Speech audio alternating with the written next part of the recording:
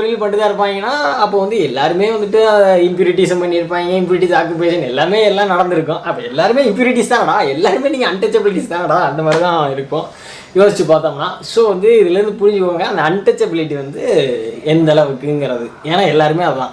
இதெல்லாம் விட்டுட்டு அந்த 4 பேர் வந்து பிரித்தாங்கள்ல, 4 பேர் வந்து ஒரு யோசிச்சு சரி நம்ம இந்த தொழிலை வந்து இந்த பேர் பிரிச்சுக்குவோம், ஒரு நல்ல சமூகமாக இருக்கும் அப்படின்னு சொல்லி பிரித்தப்ப அப்போ இந்த இம்ப்யூரிட்டிஸ் தொழிலுன்னு சொல்லி போய் தானாக வந்துட்டு சரி நாங்கள் பார்த்துக்குறோம், நாங்கள் வந்து கூட்டுறது பெருக்கிறதெல்லாம் சுத்தம் பண்ணுறதெல்லாம் நாங்கள் பார்த்துக்குறோம் அப்படின்னு சொல்லி சுத்தம் பண்ணுற தொழில் கொண்டுட்டு போனாங்க.